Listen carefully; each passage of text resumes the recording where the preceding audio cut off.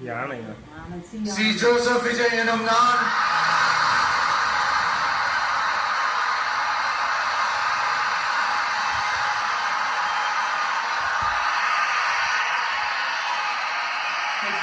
சட்டப்படி அமைக்கப்பெற்ற இந்திய அரசியல் அமைப்பின்பால் உண்மையான நம்பிக்கையும் மாறா பற்றும் கொண்டிருப்பேன் என்றும் இந்திய நாட்டின் ஒப்பில்லாத முழு முதல் ஆட்சியையும் ஒருமையையும் நிலை நிறுத்துவேன் என்றும் தமிழ்நாட்டு அரசின் முதலமைச்சராக உண்மையாகவும் உளச்சான்றின்படியும் என் கடமைகளை நிறைவேற்றுவேன் என்றும் அரசியல் அமைப்பிற்கும் சட்டத்திற்கும் இணங்க அச்சமும் ஒருதலை சார்பும் இன்றி விருப்பு வெறுப்பை விலக்கி பலதரப்பட்ட மக்கள் அனைவருக்கும் நேர்மையானதை செய்வேன் என்றும் ஆண்டவன் மீது ஆணையிட்டு உறுதிமொழிகிறேன். சி ஜோசப் விஜய் எனும் நான்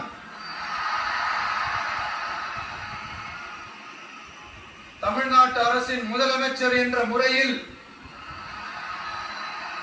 எனது கவனத்திற்குள்ளாவதும் தெரிய வருவதுமான எந்த பொருளையும் முதலமைச்சரின் கடமைகளை உரியவாறு நிறைவேற்ற தேவையான அளவுக்கன்றி ஒருவரிடமோ பலரிடமோ நேர்முகமாகவோ மறைமுகமாகவோ அறிவிக்கவோ வெளிப்படுத்தவோ மாட்டேன் என்று ஆண்டவன் மீது ஆணையிட்டு உறுதிமொழிகிறேன்.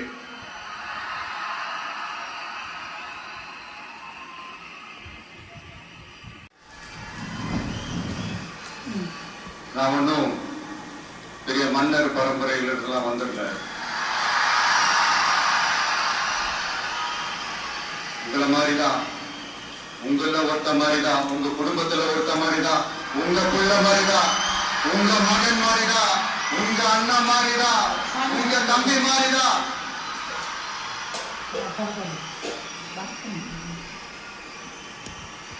அப்படிதான் நான் உணர்றேன். நீங்களும் என்ன அப்படி நினைச்சதுனாலதான் சினிமாவில எனக்கு ஒரு மிகப்பெரிய ஒரு இடத்த ஒண்ணு கொடுத்தீங்க. அதையெல்லாம் விட்டுட்டு உங்களுக்காக நன்றி கடன் செலுத்துறதுக்காக அரசியலுக்கு வந்த உங்க விஜய, இந்த விஜய, நீ வா விஜய், நாங்கெல்லாம் இருக்கோம், பாத்துக்கிறோம்.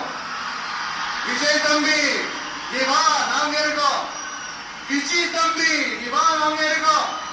அண்ணா நீ வாடா, நாங்கெல்லாம் இருக்கோம். நண்பா நீ வா நண்பா, நாங்கெல்லாம் இருக்கோம் சொல்லி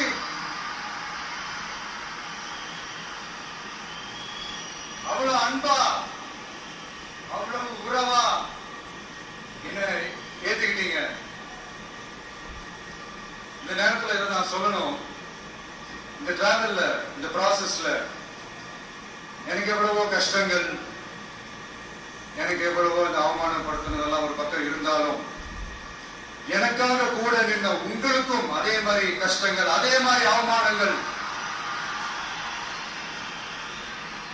அதையெல்லாம் நீங்க பெருசா எடுத்துக்காம, அதையெல்லாம் நீங்க பொருட்டாவே எடுத்துக்காம என்னோட வலிகளை, என்னோட வேதனைகளை உங்களோட தான் நினைச்சு என் கூடவே நின்று இன்னைக்கு சி ஜோசப் விஜய் எனும் நான்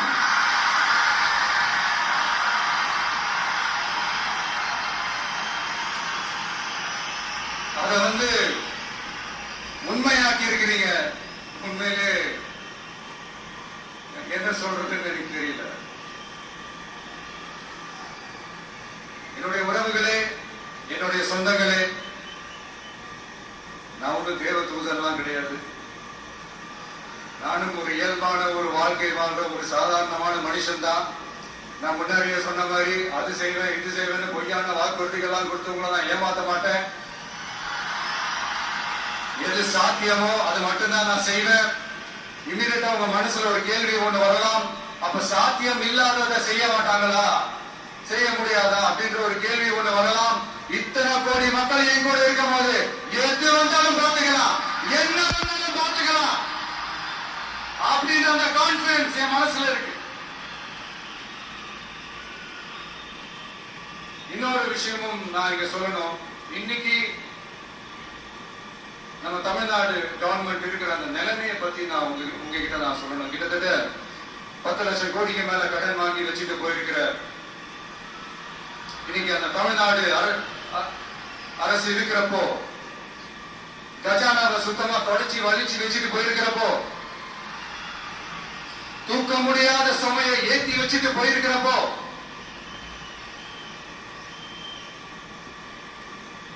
அப்படிப்பட்ட ஒரு நிலைமையில தான் இந்த பொறுப்பை நம்ம கையில் எடுத்திருக்கிறோம். உடனே நீங்க நினைக்கலாம், என்னடா இவர் ஏதோ பொறி வச்சு பேசுறாரு அப்படின்னு. அப்படிலாம் எதுவுமே கிடையாது.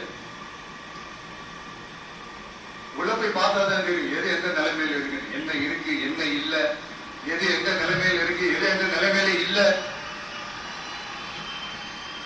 அதையெல்லாம் பார்த்துட்டு உங்களுக்கு ஒரு வெள்ளை அறிக்கையா அதை வெளியிடணும்னு நான் நினைக்கிறேன்.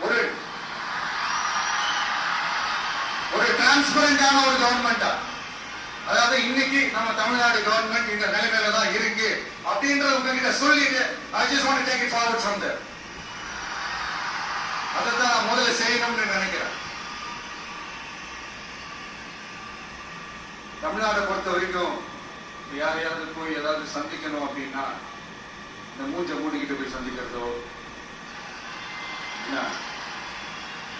இந்த மறைமுகமா உங்களுக்கு தெரியாம போய் சந்திக்கிறதோ அப்படிலாம் நான் செய்ய மாட்டேன். எதுவா இருந்தாலும் வெளிப்படையாக ஒளிவு மறைவு இல்லாம தான் நான் செய்வேன்.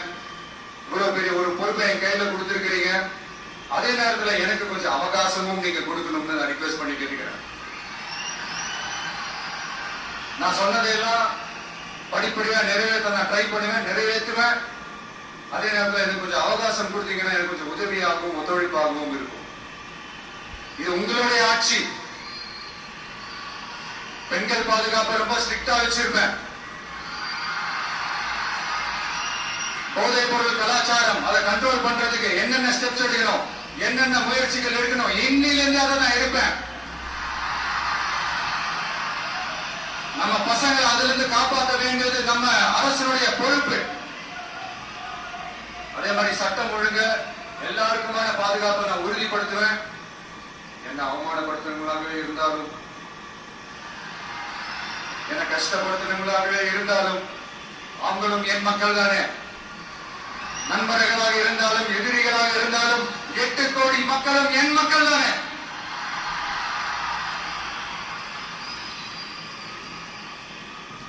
இந்த அடிப்படை விஷயங்கள், கல்வி, ரேஷன், மருத்துவம், குடிநீர், சாலை வசதி, பஸ் வசதி, இந்த மாதிரி விஷயங்கள்ல தான் என்னுடைய முதல் கவனம் செலுத்தணும்னு எனக்கு தோணுது. நான் முன்னாடியே சொன்ன மாதிரி மக்கள் பணத்துல இருந்து ஒரு பைசா கூட நான் தொட மாட்டேன். எனக்கு அது அவசியமும் இல்லை. அது உங்களுக்கு நல்லாவே தெரியும். இந்த விஷயம் தப்பு பண்ண மாட்டான், தப்பு பண்ணவும் விட மாட்டான். அது யாராக இருந்தாலும் சரி, என்னோட கவர்மெண்ட்ல என் கூடவே இருக்கிறவங்களாகவும் சரி விட மாட்டான். சப்போஸ் யாருக்காவது அப்படி ஒரு எண்ணம் மனசுல இருந்துச்சுன்னா, நம்ம ஜெயிச்சுட்ட ஒரு ஆட்டம் ஆடி பார்க்கலாம் அப்படின்ற எண்ணம் யாருக்காவது இருந்துச்சுன்னா இப்பவே இந்த நிமிஷமே அதை எரேஸ் பண்ணிரு.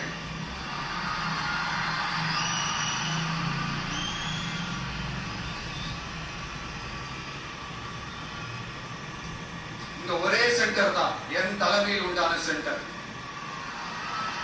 இந்த பக்கம் ஒரு சென்டர், இந்த பக்கம் ஒரு பவர் சென்டர், அங்க ஒரு பவர் சென்டர், அதெல்லாம் கிடையவே கிடையாது. இப்பவே சொல்லிடுறேன்.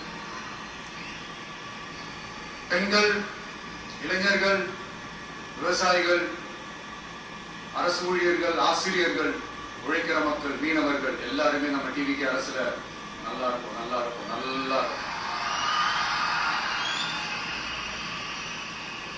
பிறப்புக்கும் எல்லா உயிருக்கும் அப்படின்றதான் நம்ம சமரசம் இல்லாத அடிப்படை கோட்பாடு. சிறுபான்மை சகோதரர்களே, உங்களுக்காக நம்ம டிவிக்கு அரசு கூடவே நிற்கும். உங்களுக்கு அதுல எந்த விதமான சந்தேகமும் வேண்டாம். இந்து, முஸ்லிம், கிறிஸ்தவர்களுக்கான முகம் தான் இந்த விஜயனுடைய முகம். அதுல 100% நீங்க இந்த விஜயை நம்பலாம். இப்படி ஒரு சூழலை ஏற்படுத்தி கொடுத்த தமிழ்நாட்டு மக்கள், ஒட்டுமொத்த மக்கள், உங்கள் அனைவருக்கும் இந்த நேரத்தில் என்னுடைய நன்றியை தெரிவிச்சு. இன்னொருத்தவங்களுக்கு முக்கியமா நான் நன்றி சொல்லணும். அது விஜய் மாமாவோட குட்டி நண்பா நன்றி.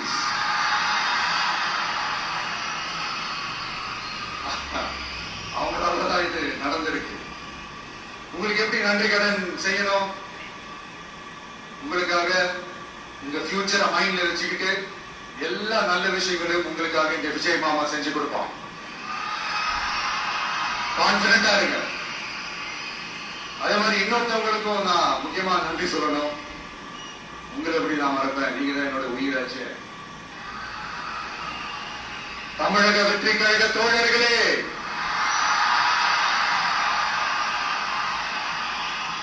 உண்மையில சொல்லணும்னா நீங்க இல்லைன்னா எதுவுமே இல்லை. என்னோட கழக தோழர்களுக்கும் கழக நிர்வாகிகளுக்கும் வாக்குச்சாவடி முகவர்களுக்கும், மை டியர் வர்ச்சுவல் வாரியர்ஸ், உங்கள் அனைவருக்கும் கோடான கோடி நன்றிகள். வாங்க எல்லாருமா சேர்ந்து ஒரு ஃப்ரெஷ் கவர்னன்ஸ், ஒரு நியூ கவர்னன்ஸ் ஒன்று கொடுப்போம். This is a new beginning.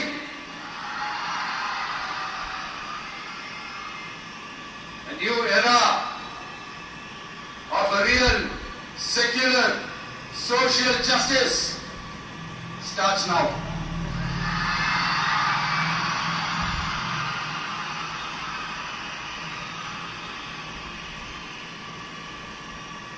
மக்கள் நலன்களை மட்டுமே லட்சியமாக கொண்ட நமது அரசுக்கு பக்கபலமாக நின்று ஆதரவை வழங்கியுள்ள காங்கிரஸ் பேரியக்கத்தின் தலைவர் மதிப்புக்குரிய திரு மல்லிகார்ஜுன் கார்கே அவர்களே, பாராளுமன்ற எதிர்க்கட்சி தலைவர் மதிப்புக்குரிய மை பிரதர் திரு ராகுல் காந்தி அவர்கள், காங்கிரஸ் கட்சியின் பொதுச் செயலாளர் மதிப்புக்குரிய திரு கே.சி. வேணுகோபால் அவர்கள், தமிழ்நாடு காங்கிரஸ் தலைவர் மதிப்புக்குரிய திரு செல்வ பெருந்தகை அவர்கள், என்னுடைய நண்பர் பிரவீன் சக்கரவர்த்தி அவர்கள், சிபிஐஎம் கட்சியின் தேசிய பொதுச் செயலாளர் மதிப்புக்குரிய தோழர் திரு M.A. பேபி அவர்கள், மாநில செயலாளர் மதிப்புக்குரிய தோழர் திரு பி. சண்முகம் அவர்கள், அரசியல் தலைமை குழு உறுப்பினர் மதிப்புக்குரிய தோழர் திரு கே. பாலகிருஷ்ணன் அவர்கள், பாராளுமன்ற உறுப்பினர் மதிப்புக்குரிய தோழர் திரு சு. வெங்கடேசன் அவர்கள், நமது அரசுக்கு ஆதரவு வழங்கியுள்ள விடுதலை சிறுத்தைகள் தலைவர் மதிப்பிற்குரிய அண்ணன் திரு திருமாவளவன் MP அவர்கள், நாடாளுமன்ற உறுப்பினர் மதிப்புக்குரிய திரு ரவிக்குமார் அவர்கள், சட்டமன்ற குழு தலைவர் மதிப்பிற்குரிய திரு வன்னி அரசு அவர்கள், சிபிஐ கட்சியின் தேசிய பொதுச் செயலாளர் மதிப்புக்குரிய தோழர் திரு டி. ராஜா அவர்கள், மாநில செயலாளர் மதிப்புக்குரிய தோழர் திரு எம். வீரபாண்டியன் அவர்கள், முன்னாள் தமிழ்நாடு மாநில செயலாளர் மதிப்புக்குரிய தோழர் திரு ரா. முத்தரசன் அவர்கள், இந்திய யூனியன் முஸ்லிம் லீக் கட்சியின் தலைவர் மதிப்புக்குரிய டாக்டர் திரு காதர் மொய்தீன் அவர்கள், நாடாளுமன்ற உறுப்பினர் மதிப்புக்குரிய திரு நவாஸ் கனி அவர்கள், எல்லாரையும் வருக வருக என்று வரவேற்கிறேன். முக்கியமா இந்த மாதிரி நேரத்துல எனக்காக நீங்க குரல் கொடுத்ததுக்கும், எனக்காக நீங்க சப்போர்ட் பண்ணி கூடவே நின்றதுக்கும் உங்க எல்லாருக்கும் இந்த நேரத்துல என்னுடைய நன்றியை தெரிவிச்சுக்கிறேன். கான்பிடண்டா இருங்க, நல்லதே நடக்கும், வெற்றி நிச்சயம். மீண்டும் சந்திக்கும் வரை, இல்ல மீண்டும் மீண்டும் சந்திப்போம். நன்றி, வணக்கம்.